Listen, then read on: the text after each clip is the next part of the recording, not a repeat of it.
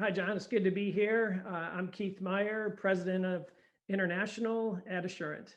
Keith, thanks so much for making time join us on the IB podcast.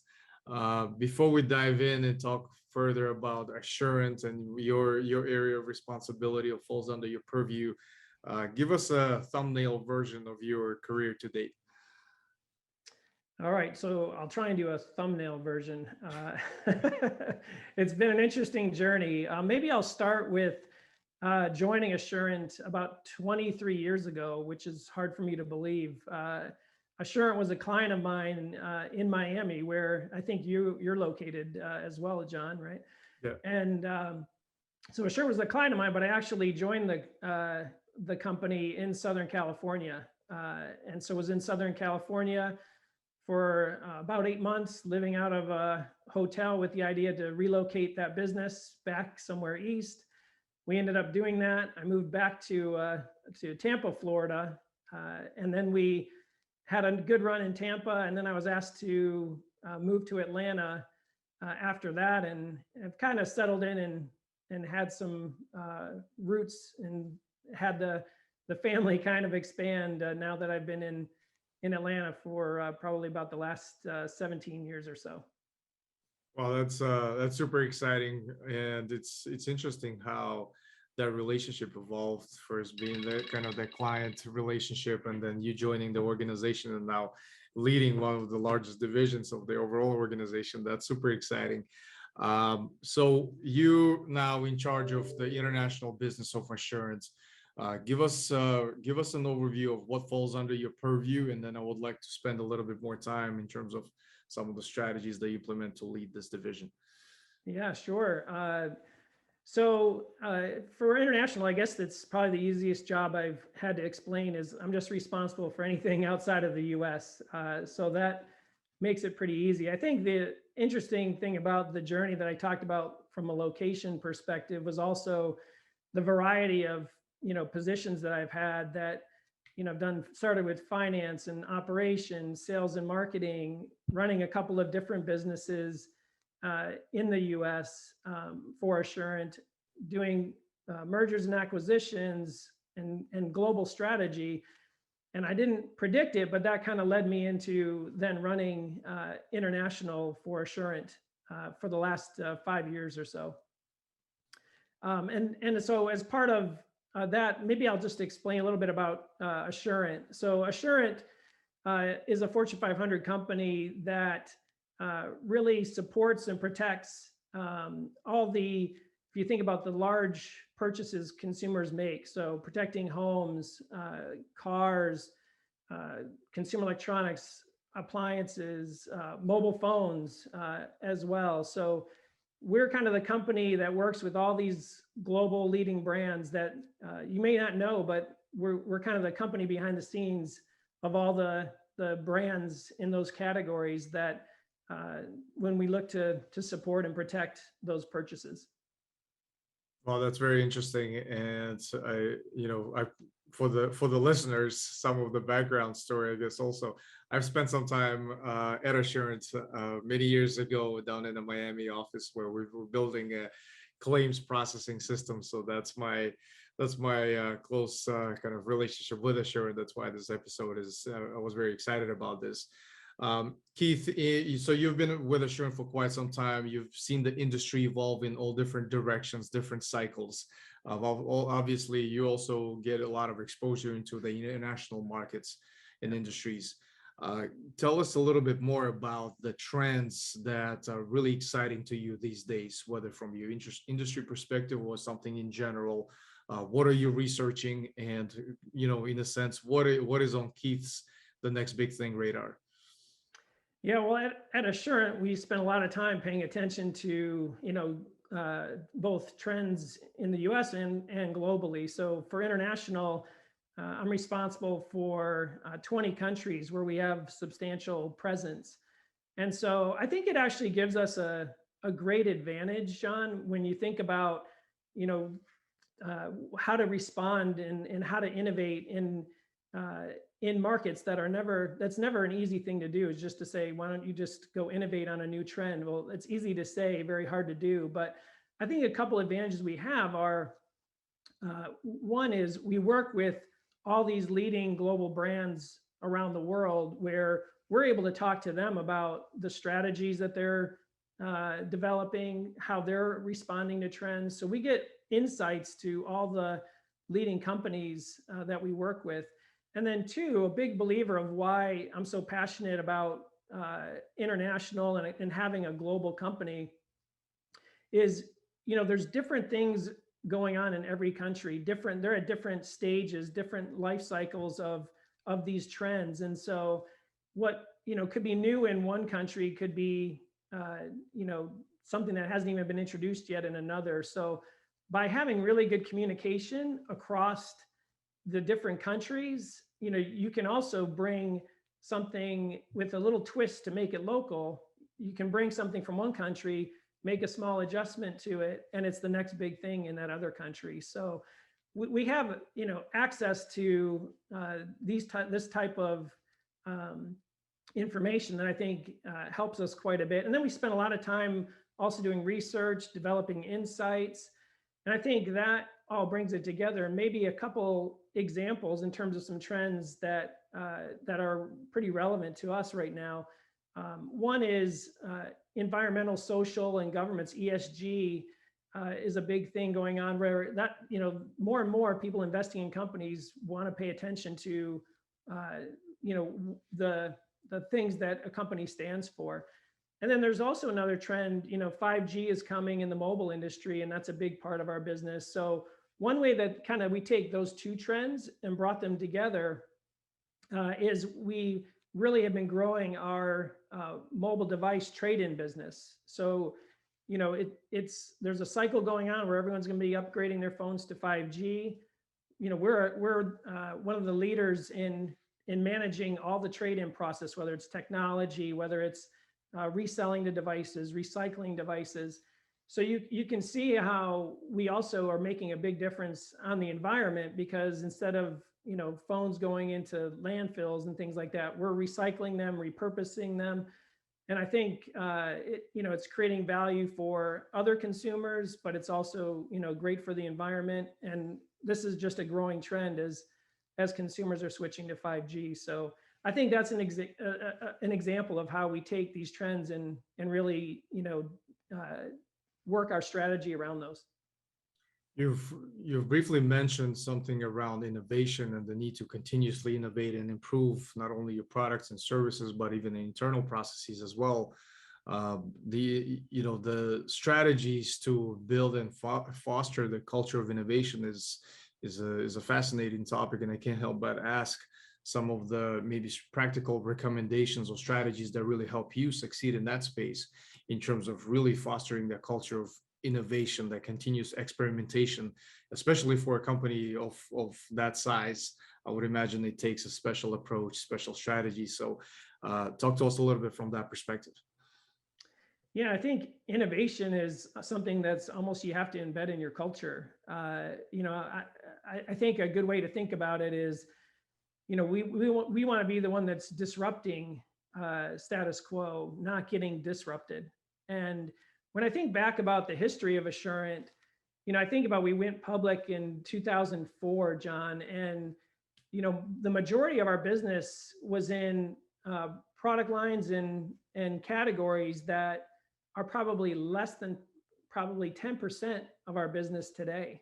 So we've completely changed, evolved, and grew during all that time. But if we didn't get into new businesses, create new customer experiences, innovate, we wouldn't be as strong as we are today. So I think that is a big part of it. That has to be a mindset that you drive throughout. And then as I think about the things that we do, being able to, like I said, talk to our clients, and as I think about our growth strategies internationally, I think it's all about the way to grow is to bring new innovation to our clients, to our consumers, bring new technology, new customer experiences. And I think if that is the the way that you operate. That's the way that you have as a culture, that change is embraced, not avoided. I think that's the most important thing, is having that strong culture of innovation. Yeah, that's very interesting, and we could probably spend the rest of the episode talking about that particular space. In terms of entering the new markets, especially on the international expansion side, bringing that global and the local expertise together, I would imagine it's a unique approach, a unique strategy in terms of succeeding when you identify those frontier markets and, successfully penetrate that. Can you tell us a little bit more about your approach when it comes to disrupting the marketplaces through innovation and basically taking into account the local, ways of doing business and the purchasing power, or how consumers behave? Share with us some of the thoughts around that space. Yeah, that's a great question. I think there's some magic when you can combine the global expertise of a company, with the local knowledge. And when I started international, we had an international expansion strategy and it was basically to be in certain countries that we weren't. And some of those were in Asia Pacific. So maybe I can share a couple of examples of some of the journeys we took, to go from a concept of entering, a new country, a new market, to, being 5 years later, being very strong and having some really nice success in some of those markets. And one example I can think of is, we were working with we had a small local team, and we were working with and having some conversations with clients. So one of the things that happened in a country in Asia was that we started to understand what the client was wanting to do, what their strategy was to grow. And our local team was the one that was able to, to give us the insights of what their strategy was. And then what we were able to do as a global team is we could also then see how our capabilities could be taken and adjusted for the local market, that actually would fit perfectly to help that client grow, that matches up with what their growth strategy was. And I'll never forget the meeting I was in when we went through and created a great new product concept and a new service. And we shared that with the client, and they said, "This sounds too good to be true." And it was because they were having they were launching a new business, and they didn't have a solution for it that matched that new business. And we came in and actually understood it and matched it perfectly. We ended up launching that business. It grew significantly and has been a big success story. So I think that's an example of, taking those insights and creating new innovation from scratch. And then there's another example of, we actually were meeting with a potential partner of ours in a new country, because we look at, do we acquire, do we grow organically, do we partner with someone? And this partner, we started talking about how we would partner with them. And because they had some local understanding of something, but they needed the financial strength of Assurant and the capabilities of Assurant to make that concept a reality. Fast forward through the discussion, instead of partnering, we ended up investing and acquiring that company, and created a new service that grew rapidly in that country. So there's lots of ways to do it. But I think if you think about creating something new and innovative, I think that's always the best way to create growth. I love these examples, and just resonates on so many levels with some of the experiences with, when, identifying the strategies for entering the emerging or entering new frontiers. It's always very interesting. And obviously, as an executive, for you to surround yourself with the top performers is probably something that's at top of your mind 24/7, whether you're actively recruiting or not. So share with us some of the insights or strategies that really help you succeed in that space when it comes to talent acquisition, surrounding yourself with, the best of the best. So anything that's, especially in this highly competitive candidate-driven market, it takes a special approach, very creative strategies. Talk to us a little bit from that perspective.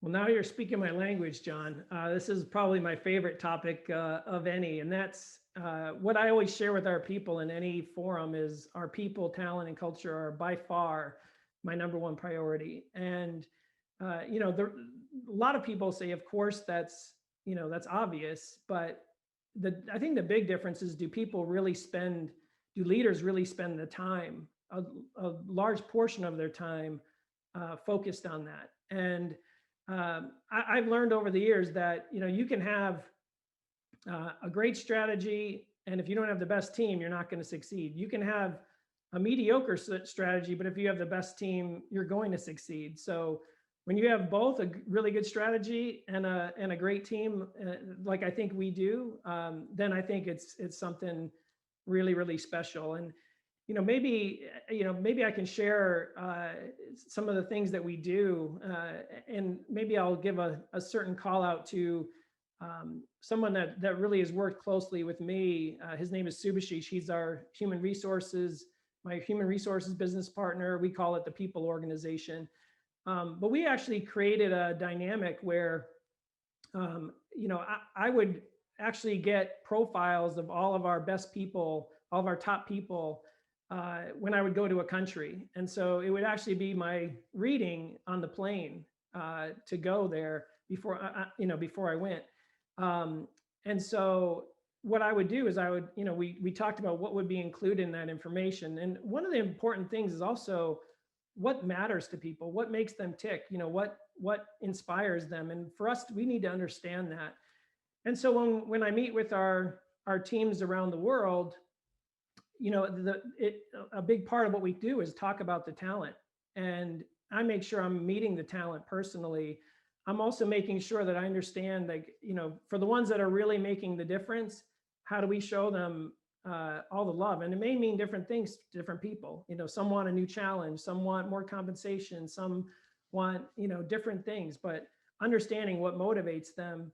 And then, also making sure that we're also addressing the talent that may be lacking. And because we want to make sure that the good people aren't having to carry the weight for those that aren't. So we come out of that really saying, let's not just talk about what we're going to do about talent. What actions are we going to take to really do the right things to make sure that our best people can feel that? And I always felt like the simple thing is, I always want to treat our teams the way I always wanted to be treated. And that means paying attention to them, and knowing them well. And then I guess my last, point on that, John, is, a lot of people say, how in the world do you run, 20 plus countries? Like, that seems crazy and impossible. And I said, there's only one answer, and it all comes down to, you have to have the best team. And that's been something that, I'm really fortunate to have been able to build over the last few years. And it's made all the difference. The other area of talent acquisition is something that's extremely challenging, and I'm yet to see anybody really, really good at that. I'm talking about interviewing. From my past experience, what I've observed is a lot of interviews are based on that personal past experience, which seems to be flawed in a sense that it clouds your judgment from a perspective of what's really the strength that's missing on our team that we're trying to fill that void, versus kind of lack of weakness that we can tolerate in that particular candidate. So those are just some personal thoughts around just the overall interview concept. Share with us your strategies to succeed in that space. How do you prepare? How do you ensure that you increase your batting average when you interview candidates? And more importantly, what do you look for in the responses when you talk to prospective candidates who will be joining your team? Well, first, John, I loved what you said about highlighting strengths of people. And I think that kind of takes you into a whole, category of, why does diversity matter? Why is diversity important? And I think that's the most important reason that you just hit on. And I agree with that completely. I think the whole concept of, leveraging strengths, it's why, one, at Assurant, we require diverse slates of talent. So that's the first thing that we want to do.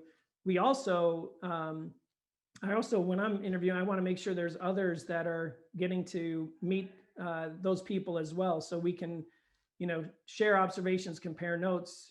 It's never a perfect science interviewing. I wish I wish it was, but I think you can at least get the best minds together.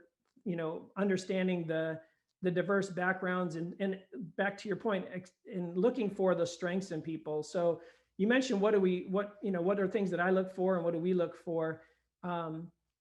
Things like passion for what you do. I don't think there's any substitute for that. I think seeing where people are passionate, where they have success, and telling us those those kind of stories. I think those are really important aspects, even more so than just the technical skills or those types of things. But a lot of it's just developing and forming a little bit of that relationship with that person to get to know what really drives them, what value they can really bring to Assurant. And back to your point, I think finding those strengths that match with the strengths of our team that are maybe complementary, I think is something that people don't always do, but I've seen the value. And I could even tell you a funny story about, the differences in strengths as well. Yeah, please do. Definitely share that story. So, as you mentioned that, it came to mind, the strengths of people. And at one time I had two people reporting to me, and one of them didn't see the value in one person. And the irony is the other person didn't see the value in the other. And the reason for that is they were different, people, they were different backgrounds, very diverse individuals. And one was very creative, had a very innovative mind, those types of things. The other one was very good with numbers, very logical, things like that. So if I wanted something creative, if I gave it to the logical, numbers driven person, I wasn't going to probably get their strength, but if I wanted that and I talked to the other person, I would get that. And vice versa. If I wanted them to do a financial analysis on something, I probably wasn't going to get the strength of the creative person. And so, but when I combined the two, I had a spectacular team. But, the two of them, I had to talk about making sure that they saw the value that each other brought that they didn't see because they were different than themselves. So that was really the big aha moment for me long time ago, before diversity became, something that is, more talked about today.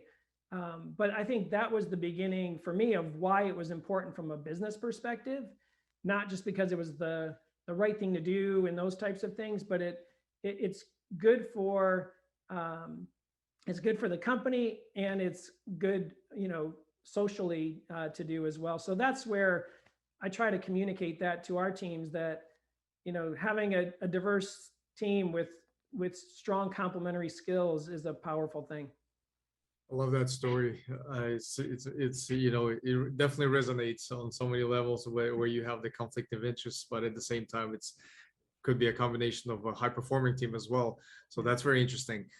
We've touched a little bit about on the talent acquisition side, but the other growing trend that especially we've observed coming out of pandemic and then where we're currently at is kind of that quote unquote war on retention, where employees and other candidates, professionals have so many opportunities on a global scale now with companies operating, virtually. And it's, I'm interested in hearing your thoughts on creating that environment where employees, it's not really a focus on retention, but so much an environment where they can succeed and they feel challenged and at the same time valued. What are your thoughts on creating that particular culture and environment where retention is not really a concern? Well, I think creating a culture that, exactly to your point, make sure that it should always be front of mind and a concern, right? That we want to create the environment that that people want to stay. And I think you hit on a couple of key points. I'm a perfect example, John. I never thought I would, be here 23 years later. I thought come in for a couple of years, make a big impact, and go do the next thing. So I never would have, never would have predicted to be here. But I think, it's one of the dynamics that we try to create for our people is, and I shared this earlier, all the various roles and challenges that I've been able to take on, most people would think, that would have had to happen at 5 or 6 different companies. But I've actually been able to experience those new challenges and new opportunities within Assurant. So I think making sure that we provide those opportunities and allow people to take a chance and do something a little different than what they may be doing today, I think is really important. And then I also touched on before, treating others the way, we would want to be treated. So as leaders, we need to create the environment that allows people to feel valued, that when they come in every day, they can bring, the best of themselves. For me, I'm not interested in any political things internally. I want our teams to be able to just focus on, doing the best job that they can and creating relationships with their coworkers. So that's part of the culture too, is making sure that we support people to be able to speak up, make sure that we're being inclusive, and hearing our people versus not enabling that open communication. And I think the more open the communication, the more people can express what they want to do, how they want to do it, where they want to go. And I think that, that plus the relationships that we build, I think enable people to feel good about staying at Assurant. And you've gave her that kind of almost personal endorsement, and from a perspective that you've been with the company for, I believe, 25 years, and I think that speaks to how, I guess, the company really values that, the employees that do stay within the organization and create those opportunities for them to grow internally. I think that's very powerful. Oftentimes seems simple but overlooked. And these days, with companies operating, fully virtual, it just opens up so many opportunities for candidates and employees to look at, other opportunities out there. So that's always interesting to hear the, perspectives as such. Speaking of which, coming out of pandemic and the way you organize your organization these days, I talk to a lot of executives at different size of organizations, and it's always interesting to them how their peers at other companies or industries going about bringing the workforce back to the offices, or maintaining the fully virtual environment, or creating some type of a hybrid solution. What are your thoughts on that? How are you approaching the next period in terms of the structure of your operations and your workforce? Yeah, that's a good question. I think one theme that is probably overarching is making sure that we continue to invest in our people, our talent, our culture, because, exactly like you said, John, it's much more difficult, I think, being remote, over the past year plus. It's harder to develop the relationships. It's harder for the people to feel the connection, to Assurant, to our fellow, colleagues and so forth. So I think that, making sure that we are investing is really important. In terms of how we're approaching it at Assurant, we are actually going to be providing some new guidelines. I think as of September 7th is when we're going to introduce some new ways to work as we go forward. And I think the most simple way that I would describe it, John, is it's just going to be more flexible going forward. I think we're going to evolve things, as they go. We're going to have people that are going to be needing to be in the office or on site, for certain roles. Some roles will be fully virtual, and some will be flex or hybrid, part in office and part not. And I think making sure that we enable people to be at their most successful in whichever of those versions makes the most sense is really the way we're approaching it. So September 7th is when we're going to introduce, being able to go back into the office more, in certain locations, but we're still going to maintain, a very flexible environment. I think that's going to, be the way we do things, for the future. The last segment of each episode, I love to focus on the speaker and your personal thoughts, and more in particular, your content diet. What are the different sources that you consume on a daily basis to keep yourself informed, to keep yourself educated on whatever the trends or the things that are going on in your industry, or maybe perhaps something completely outside of that? Share with us those. Yeah, and you bring up a really important point, John, that I think to continue to grow, to continue to take on the opportunities that you want to take on new challenges. I think you hit on, and I see why it's one of the questions you want to ask to everyone, is you have to always be a continuous learner. It's maybe the most important thing, people can do to better themselves. I read as much as I possibly can all the time. I try to consume, a ton of content, because it does give you the ability to think innovatively, to think about the trends, to understand and connect the dots of all the things going on, in our world, what other leaders are doing, and so forth. So in terms of content for me, just some of my favorites over the years. Fortune magazine has always been the one that gave me great insights into other companies, whether it's leaders, whether it's their strategies, and just really good things that I think have always helped me to think differently about how I approach, everything I do at Assurant. I think that's been one. We have our strategy and insights team that sends all kinds of content. I make sure I read all of it. A lot of people can just say, it's not important, I'll delete it. I never delete that stuff. I absolutely read it cover to cover, because I think it's just that important. Digital articles, I consume them like crazy. So it can come from all different places there, but I'm doing that. And then on the personal side, I'm a Detroit sports fan, so I've always got to consume any article around Detroit sports, although it's probably not a pretty situation at the moment, but I was born into it. So I'm still loyal to the Detroit teams. Oh, well, yeah, loyalty is everything. Well, Detroit Pistons, I mean, you guys have some nice prospects coming your way with the new draft picks, so that should be exciting. Yeah, they won the lottery, so they've got that going for them. So only one way to go is up from that point, right? Right, exactly. That's the upside. And last but not least, you've mentioned books that you read a lot. I can't help but ask, what are you currently reading, and what is one book that you always recommend to others, and why is that?